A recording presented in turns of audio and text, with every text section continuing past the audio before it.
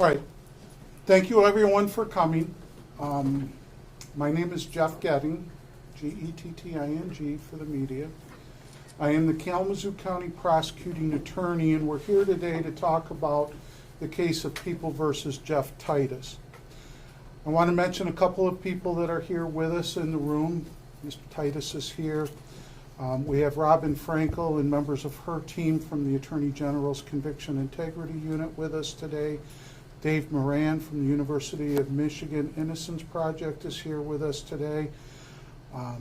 Mr. Titus's current attorney, Mary Chartier, is here today with us. All have played a role in getting us to this point here today from where we were 3+ decades ago when Mr. Bennett and Mr. Estes were murdered here in Kalamazoo in the Fulton State game area.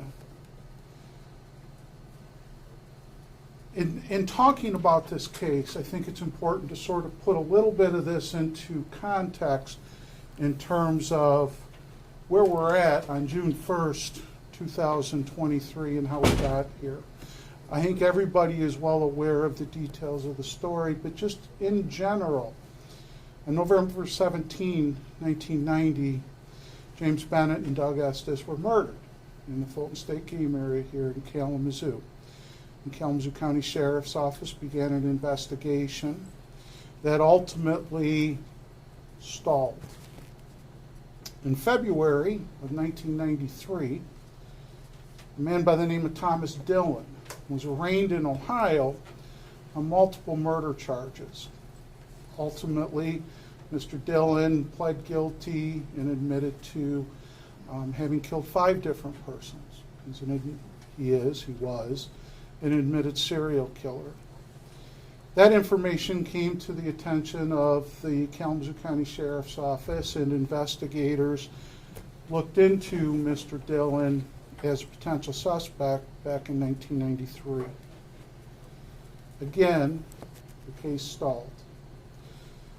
Somewhere around 2000, the cold case investigation team that had been formed here in Kalamazoo took up the investigation of the murders of Mr. Bennett and Mr. Estes, ultimately leading to Jeff Titus being charged with 2 counts of murder, 2 counts of felony firearm.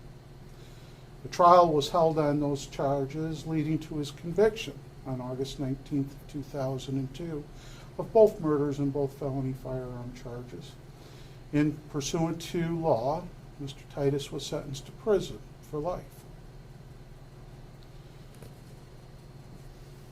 In the fall there was the general appellate process that took place after that, none of which provided relief to Mr. Titus. In the fall of 2021, the Attorney General's Conviction Integrity Unit, led by Robin Frankel, looked into this, began looking into this, and her team went through the previous case, the previous investigations. They re-interviewed multiple witnesses, and they looked at what materials had been provided or failed to be provided to Mr. Titus's attorneys back when he was on trial in 2002. As a result of the information uncovered by that Conviction Integrity Unit and with the University of Michigan's help as well, the Attorney General, Dana Nessel, and I were both convinced that the process leading up to Mr. Titus's conviction was fatally flawed.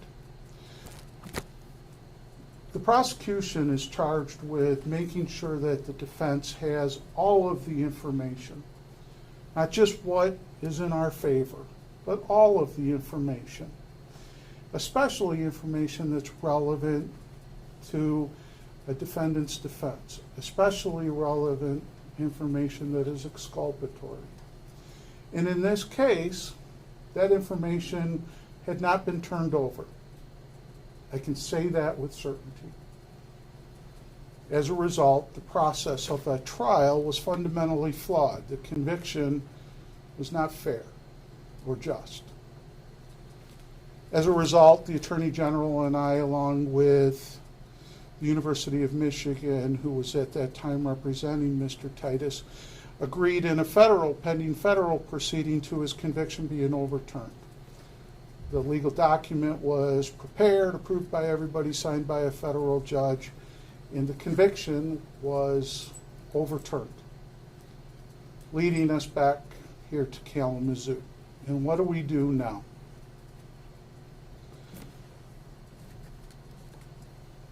In deciding what we do now, I think it's important to talk about what it means to be a prosecuting attorney and what the principles are that guide me, that guide my colleagues when we go forward. And there's really three things that I want to point out. One is an opinion from the United States Supreme Court from 1935. Justice Sutherland wrote in 1935 about my federal counterparts in the U.S. Attorney's Office, federal prosecutors.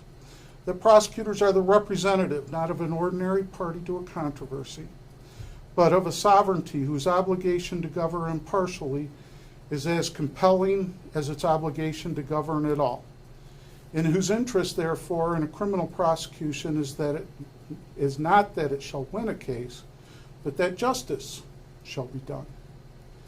As such, he, the prosecutor, is in a peculiar and very definite sense the servant of the law, the twofold aim of which is that guilt shall not escape or innocence suffer. He may prosecute with earnestness and vigor. Indeed, he should do so. But while he may strike hard blows, he is not at liberty to strike foul ones. It is as much his duty to refrain from improper methods calculated to produce a wrongful conviction as it is to use every legitimate means to bring about a just one. Again, in Brady versus Maryland, the United States Supreme Court, in talking about our responsibilities as prosecutors, said, quote, "Society wins not only when the guilty are convicted, but when criminal trials are fair. Our system of the administration of justice suffers when any accused is treated unfairly." And last, the American Bar Association. The American Bar Association publishes model rules of professional conduct. And in those rules, they talk about the special responsibilities of a prosecutor. The prosecutor has the responsibility of a minister of justice and not simply that of an advocate. This responsibility carries with it specific obligations to see that the defendant is accorded procedural justice, that guilt is decided upon the basis of sufficient evidence, and that special precautions are taken to prevent and to rectify the conviction of innocent persons. Those principles, those pillars, are what we as prosecutors live by every single day. And when you apply those to this case, you have to ask yourself, what would a trial look like today if we proceeded to trial against Mr. Titus? And as I discussed with both Mr. Bennett and Mr. Estes' family leading up to this meeting, I've explained this all to them as well. We wouldn't be here if I hadn't spoken with the victims first. We're talking about an incident that happened 3+ decades ago in terms of the murders. We're talking about an investigation into another suspect, Thomas Dillon, that took place 3 decades ago. We're talking about a cold case investigation that took place over 2 decades ago, and a trial that took place over 2 decades ago. And trying to move forward with a case like that today is impossible. It would not lead to a conclusion, whether it was guilty or not guilty, that anyone would have any confidence in the outcome. would have any reasonable belief that the outcome was correct, because the process would itself be full of compromise. 30-plus years after the murders, we would be left using statements from witnesses that are no longer available, that no longer have memory. We would end up using or attempting to use testimony from a prior trial from 20 years ago that is different than what it would be today for those witnesses, because it would have been influenced by those materials that weren't provided in the first trial. We would be moving forward without important witnesses for both the prosecution and the defense that are simply unavailable due to the passage of time. Detective Sergeant Larry Moyer from St. Joe County, Lieutenant Van Streen from Kalamazoo County, Detective Roy Ballard are all deceased, as are Thomas Dillon, Stan Driscoll, who was hunting with Mr. Titus that day, the Shepherds on whose property he was at that afternoon, none of whom are available. In trying to craft a compromise between myself and defense counsel about what their testimony might have been is not a process that leads to a fair outcome for anyone, for Mr. Titus or for the people.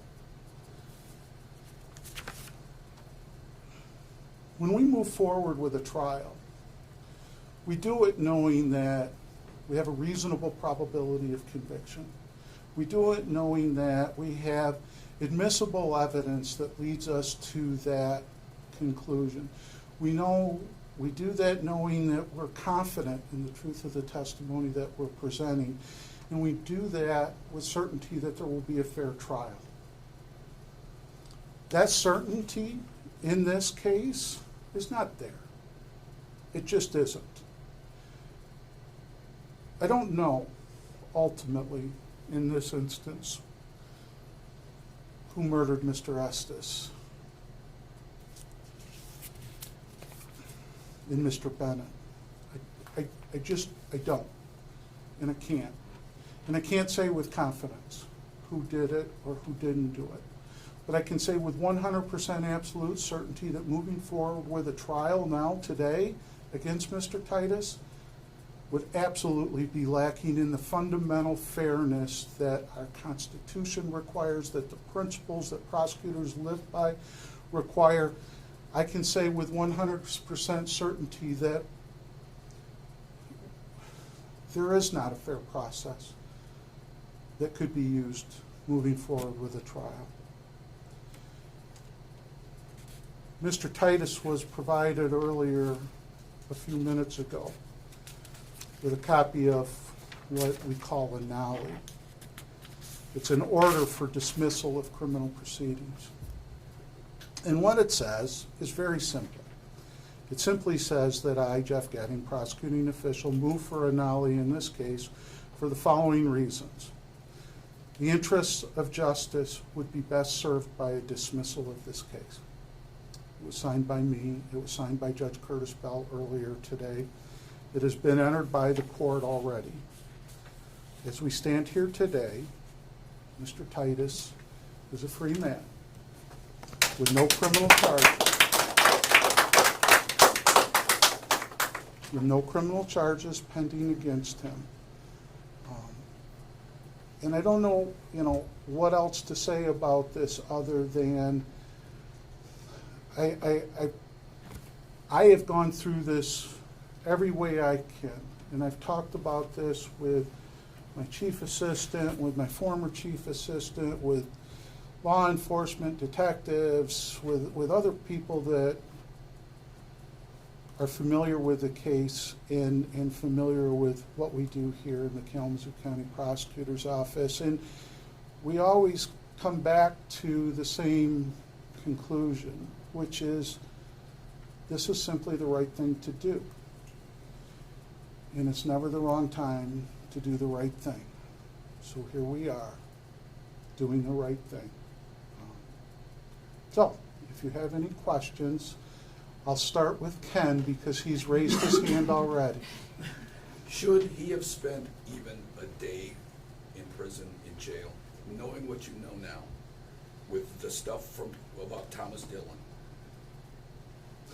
You know, hindsight is 20/20, and looking at this from today back to a time that took place 2 decades ago, you know, and looking at the investigation that took place, I get why Mr. Titus was charged. I really do. Should he have spent 2 decades in prison? I will also say that trial in 2002 that led to his conviction wasn't a fair one. And so, you know, looking back at it and saying he didn't get a fair trial, the answer is, well, I sure wish we all would have known that 20 years ago, because it could have been fixed then. But here we are now doing what we can when we can. I know it's 20 years later, but who's to blame for that not getting to the defense? Ultimately, I don't know. It's very speculative. It's what I'm not convinced on how. I am convinced it didn't, which is why the conviction was overturned. Are you willing to say he was wrongfully convicted then? I'm willing to say that the trial that led to his conviction was fundamentally flawed. I don't know what the phrase wrongfully means. I will say that he did not get a fair trial, and as a result, the conviction was overturned by agreement by agreement of me, the Attorney General, and the federal court. How did you begin to make up for 21 years spent in prison? I can't even begin to make up for 21 years spent in prison, nor do I don't have words to describe that. I can't even begin to think how you make up for 20 plus years lost in prison. Do you have any issues with him getting the $50,000 a year from the state wrongful conviction fund? That's not my decision to make. I know that But you would not object to that? That's not my decision to make. There are specific rules that apply to that. I would believe that he will apply for that money. Whether or not Mr. Titus is eligible is out of my hands. That's not for me to say. So you now have 2 unsolved murders, is that correct? Those are now unsolved? Correct. It doesn't go anywhere from here then? Obviously Thomas Dillon's... If there was sufficient evidence brought to me to justify charging any person with those murders, we would simply review it the same as we would any other case. Mr. Dillon is dead, so he's off the table in terms of any possible prosecution. He died over a decade ago as well. But we would also have to, we have to look at, if it's this unknown third person, let's take Mr. Titus out of this, let's take Mr. Dillon out of this. And someone came forward and said, John Doe is the suspect in this case now. We would have to look at the prosecution of John Doe, knowing that the exculpatory information that was going to be provided in that case would be everything that previously was known about Thomas Dillon, everything that was previously known about Mr. Titus as a suspect. And all of that would factor into and influence our ability to move forward. Is it possible that there could be a case sometime in the future? A lot of things are possible. Is it likely? No. What do you think about Thomas Dillon as a suspect, though? Because you did have a witness who identified him in a ditch, and it looked like a pretty good, picked him out of a lineup.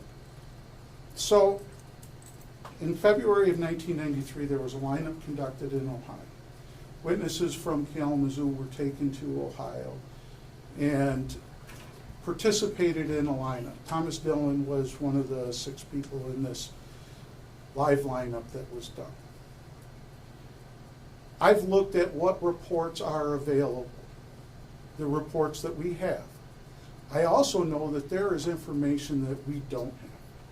That there are reports or people that say they wrote reports of this, that those reports aren't there. And I don't know where they are or why they aren't, but they're not.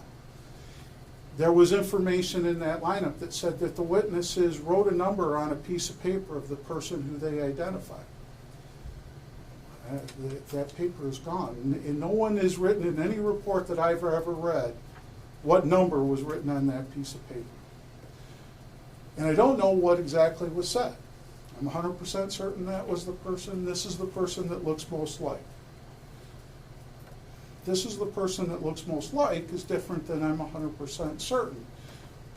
None of that means that that information isn't relevant, that information isn't exculpatory, and that information shouldn't have been provided to Mr. Titus and his attorney when he was charged and prosecuted. All of it is important, relevant, exculpatory, and powerful evidence. But does it mean that I'm absolutely convinced that Thomas Dillon did this? Well, you know, there are a lot of the same problems that existed in the case against Mr. Titus that would exist in a prosecution of Mr. Dillon.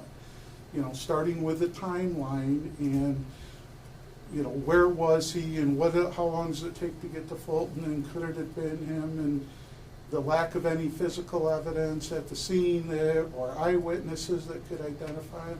The prosecution of Mr. Dillon is also fraught with complications, or would have been back in 1993 when all of this was coming up. I will not say that I have enough degree of certainty that I'm going to point a finger at any person, whether it's Thomas Dillon, Mr. Titus, or someone else, to blame them for this. At this stage, this is an open case. 2 people have been murdered and no one has been charged or convicted because the conviction against Mr. Titus has been overturned and the charge is dismissed. Will One there last be question. or should they be? Before I answer any more questions, I promised Mary that I would give her a chance if she wanted. No, do you want to Could- answer? Okay, Yeah. All right, it's hot and we're gonna end So up the cutting families, this short in a we've minute. talked to the Will family. there be or should there be charges or at least an investigation into some of these cold case detectives that clearly did something very wrong here?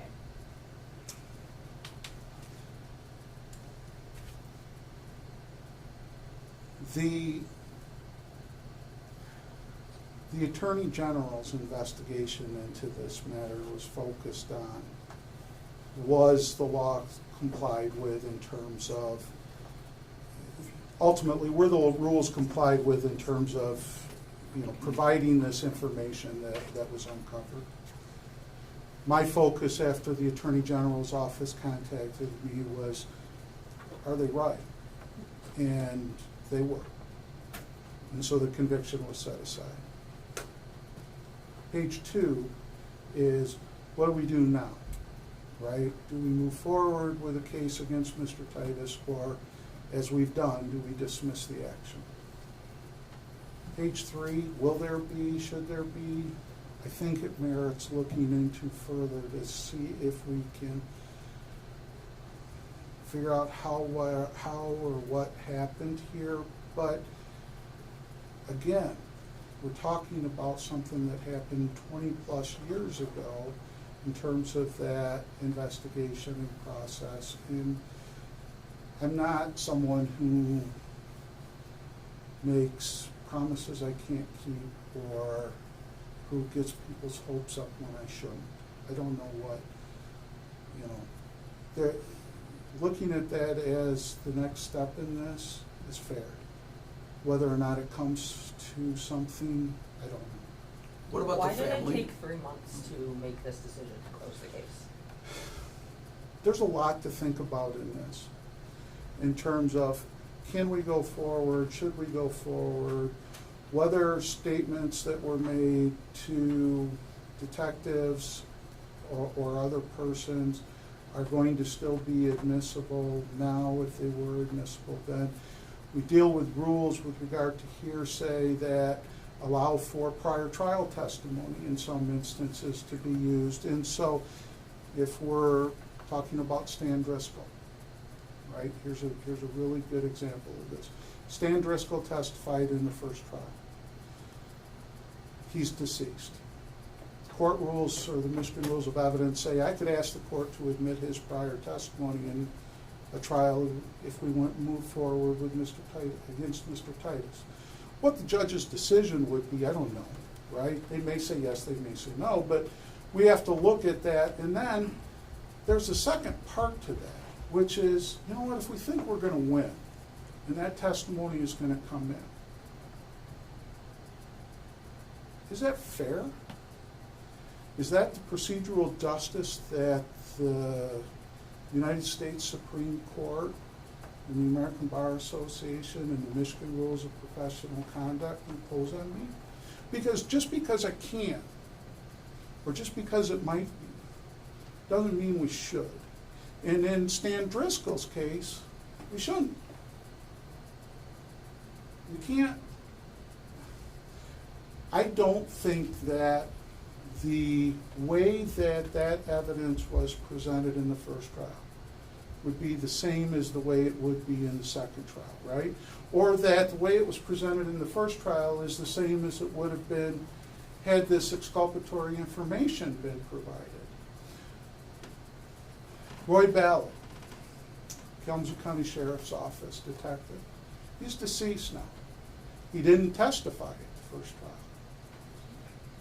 If we move to go forward with a trial again, would Mr. Titus's lawyers want him to testify? They absolutely would. Well, is it fair that I say, too bad? He's deceased, he didn't testify at the first trial. I'm not going to agree to any kind of stipulation as to what his testimony might have been, because I don't know exactly what defense counsel would want to ask. I don't know what I would want to ask, nor do I know how Detective Ballard would have answered under oath. And so there's this multi-layered thought process that we have to go through. And you know, I get that it was 3 months, and I understand that having it hanging over your head is frightful, stressful, difficult.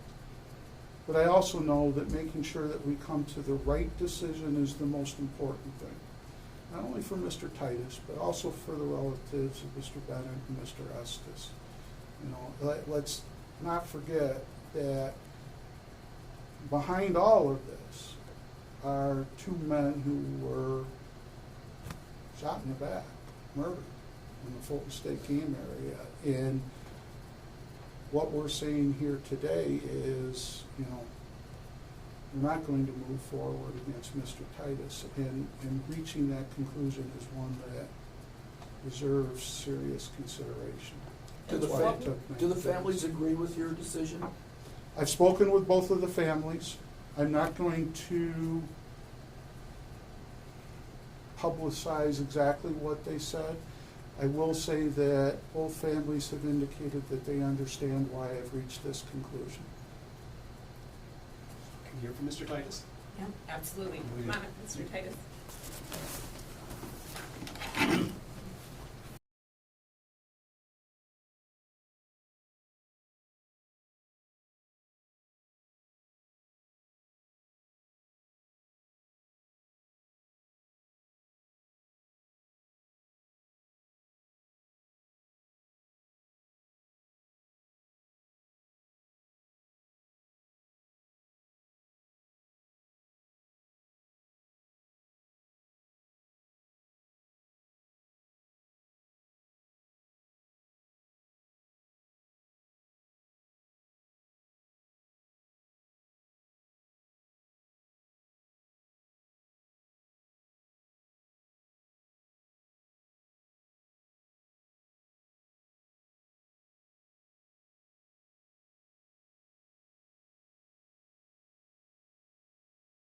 Actually innocent. And that is really important.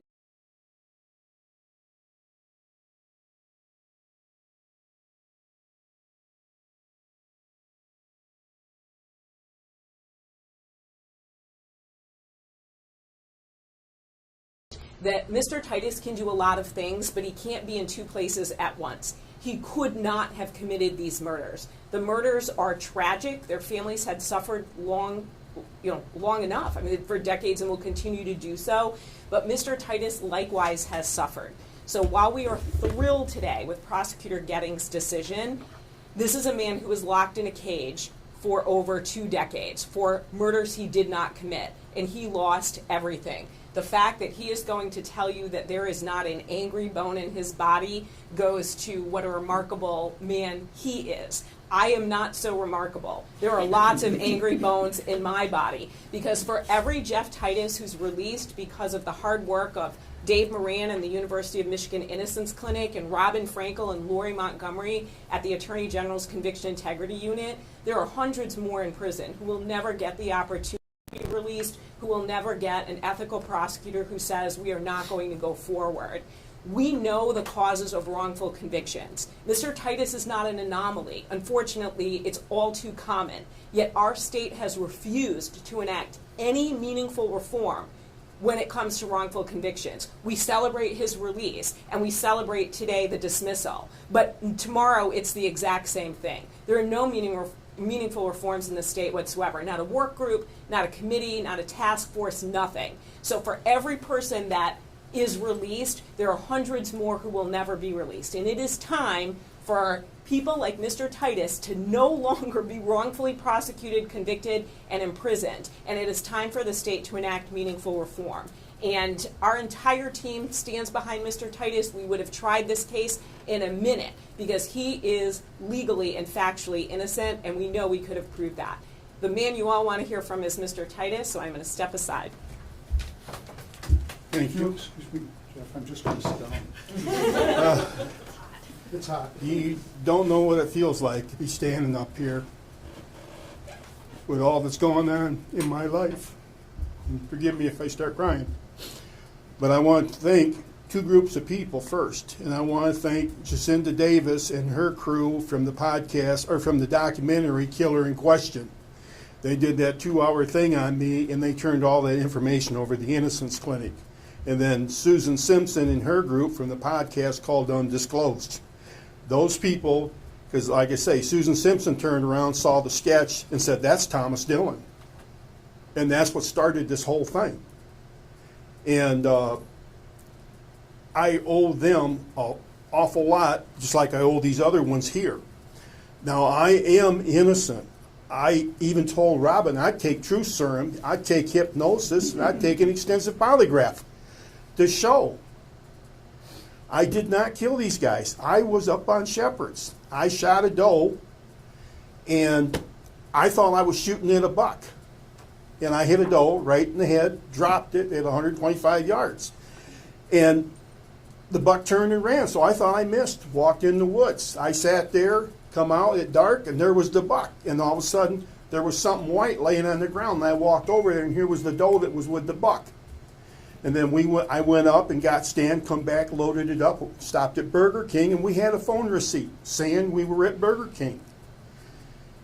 And if they say that I went down there and then drove all the way back up to Shepherd's, you don't think Shepherd's would have said something, or Stan would have said something, me getting back there after dark, because she said I was there until dark? It's ludicrous. Now, my attorney was disbarred for ineffective assistance in 2011. And all I can say is I'm an innocent man. I am glad to have this off of my head and that I can get on with my life. And as she said, I have no hard feelings. I just, because it doesn't help me to let that eat at me. It just eats at me, and then it's going to depressurize my life. I mean, I'm 71 years old now. I spent my last 20 years in prison. And I used to be a police officer. And there was a question about, well, how did you know those? I was a police officer. I learned the facts. Sure, people would ask me stuff, and I told them. But I did not do it. I was not there. I come home that night, and I drove back there. But I did not shoot those people, and I was not back there on my property, and I did not go back there with the suspicion that somebody was on my property shooting my deer, as the scenario was so dubbed. But I am just glad to be an innocent man now and to get on with my life. I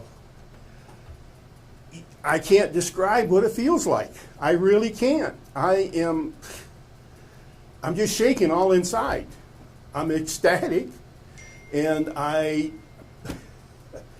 getting tongue-tied. Well, someone might I have a question. Any What do questions? you say about the system, though, that put you there for 21, almost 22 Well, years? the cold case team, there was one detective that turned around and said, no, he didn't do it, and he was taken off the case.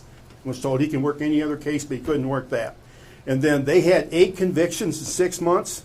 I think that's a little rushed in my book, the turnaround, and they're working 8 different cases, and in 6 months they've got all them convictions. And some of them guys were at Coldwater with me, and I thought they were innocent. And there was a lot of guys in there that I believe that are innocent of charges that they're in for. I mean, you sit there and you talk to them, and you get to learn them and how they're acting stuff. And I think there's a lot of guys that are still in there in the prison system that were wrongfully convicted and that should be getting out.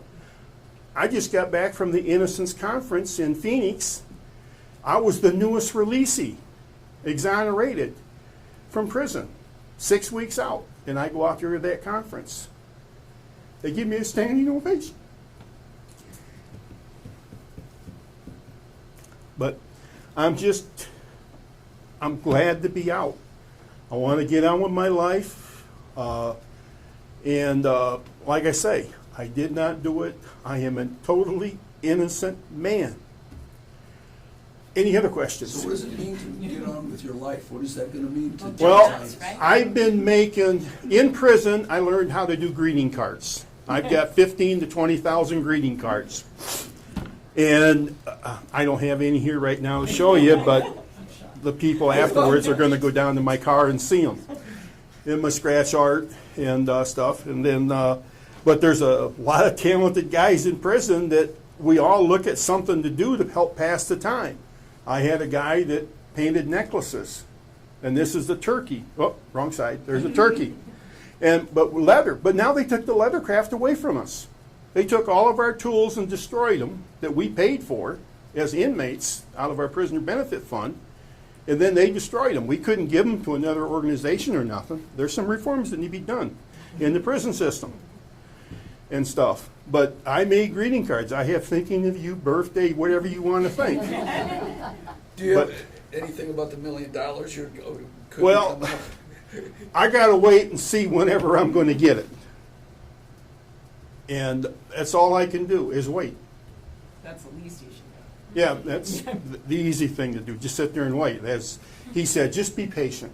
Or thank you for your patience. And like I say, I'm patient, but it just took too long to get me out. When going through the system, it was denied, denied, denied, and as soon as it got federal, no, it was kicked back. And there needs to be, like I say, more investigation or something after this to look into, see if something was done. Because I should have been out a long time ago. But I should never have been in there. So what I do you mean, I say- had my back burned. Somebody took boiling hot water. They did not like me. And heated it up in the microwave, put a bar of soap in it, and threw it across my back when I stepped out of the shower. But I don't have any burns. I mean, treated me and stuff. And then like I say, I always had stuff stolen and everything else. But basically, I'd sit at my desk and make cards. That's how I passed my time. 30, 40 cards a day. So what do you say to Mr. Getting now, based after this decision today? Do you think I'm guilty? I think you're. I know.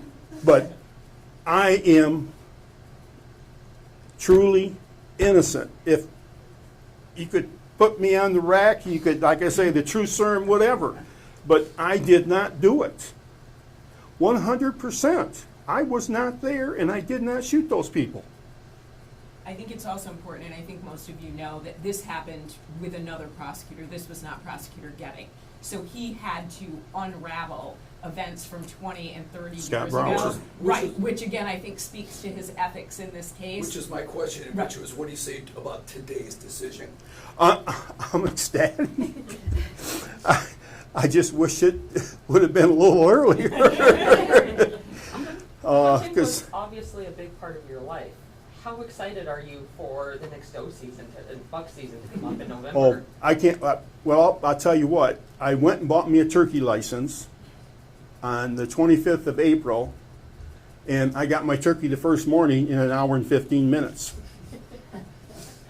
And I'm just sitting there, and all of a sudden I turn around and look, and there's the gobbler. And I got a gobbler with an 8-inch beard, nice big thick one, heavy, and I made a fan, and I've been making ink pens with the wing feathers and tail feathers, so I can play William Penn or whatever you want to say. But no, I'm waiting for deer season, and like I say, I want to what? But like I say, I used to have an animal control business, but I'm not going to get back into that because I'd worry about, oh well, he's this or, so. But no, I can't wait. I love the outdoors. That's all I ever talked about was the outdoors and military and shooting. That was the things I enjoyed doing. And that made me a bad guy. Mr. Titus, I know right now you are exuding happiness and gratefulness, and like your attorney said, not an angry bone in your body, but when you're sitting in prison for 21 years, who or what is going through your head? Who are you blaming? Well, part of it was my attorney because he did not call the original detectives. They should have testified. And then there's the file on Dylan. Why was that never brought forward? But basically, like I say, the original Dick, nobody talked to them. Nobody wanted to talk to him. It's like it was a one-track mind. This is our guy, and this is what we're going to get. At least that's the way I felt. And like I say, I spent 20-some years as a police officer. I was a police officer for the Veterans Administration. I was a Marine Corps military police officer, and I was a White House security guard for Nixon. And then I go to prison for something that I didn't do. I mean, I just shake my head. But like I say, I can't let it eat at me because all that's going to do is hurt me. And it may make me agitated with other people, and I don't want that. Like I say, when I get done here, I'm going to stop at Sweetwater's. He's got a donut sticker in his shirt. Yes, I do. Sweetwater Donut, because tomorrow is Donut Day. National Donut Day. And then I got donuts when we go outside. So when you look at that paper, can you put that paper right there? When you look at that, that's just, they handed that today as a surprise today. You didn't know. Yes. Well, I was thinking that's what it, but I didn't know. I was worried that, I may come here and I said, a press conference and arrest me. No, they probably won't. So I was figuring that's what this was to be released. And now I'm free. And like I say, I want to go check my lien record to see if it says I'm exonerated after a while and see what it says about me. So, but like I say, I'm glad it's over. And I just, like I say, I've been taking it easy. I stay to myself and do the things that I do. I work around with my brother or stuff or my cousin, and I just take it easy. I got me a car now. But the thing that they really need to do is teach you how to use a phone and a computer when you get out of prison. I mean, it's kicking my derriere. And I'm still messing up, and it's been 3 months. Well, 115 days. But anything else? Thanks so much. Thank you.